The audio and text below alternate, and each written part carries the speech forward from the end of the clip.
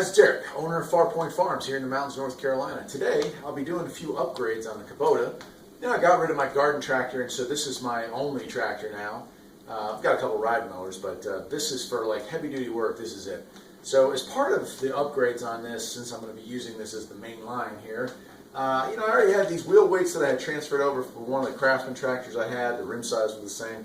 But I want to do a little bit of stuff with stability. This tractor sits a lot higher up off the ground, the seating position, than a garden tractor or a riding mower, and so it feels a lot less balanced on slopes.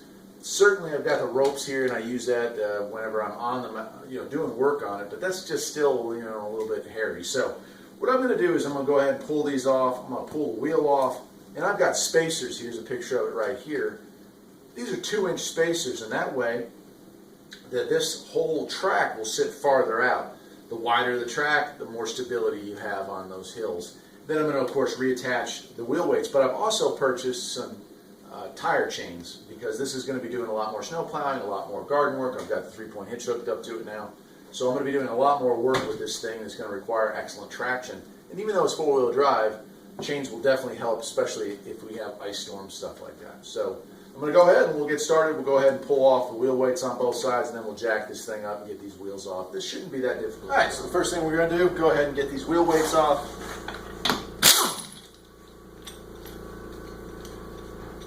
Again, these wheel weights weren't made for Kubota, but they work just fine.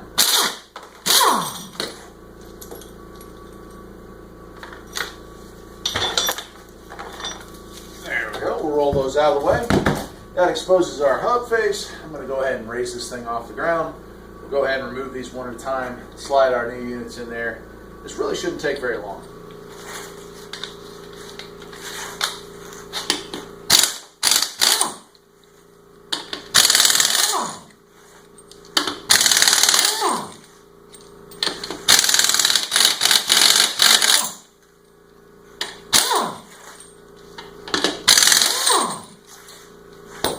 Alright, so it turned out that sucker was full of water.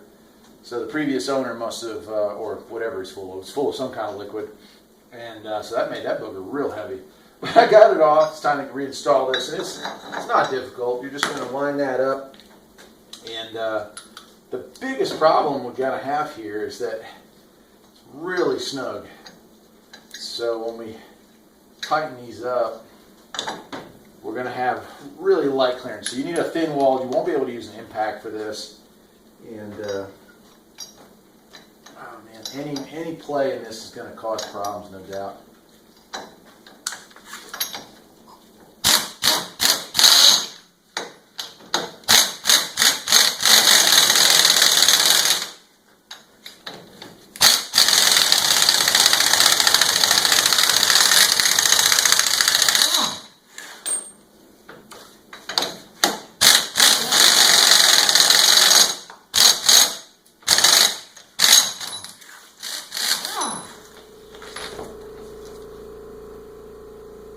Okay, once we have our spacer on, we've got to manhandle this thing back into place.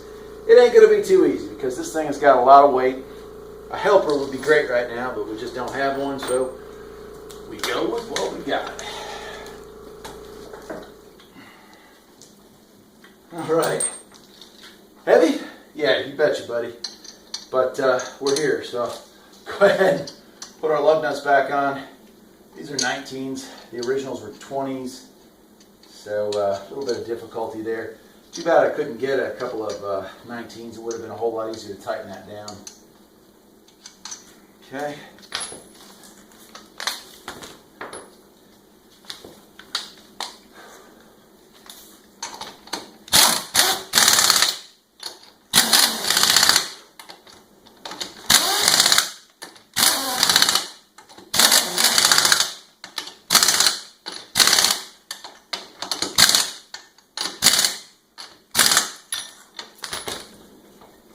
That's it. I'll do the other side and be time to put the wheel weights back on. Not a very difficult process, just time consuming.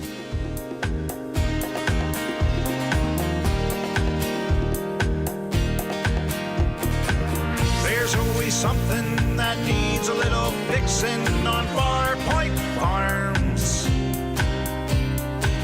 Freedom is mighty sweet.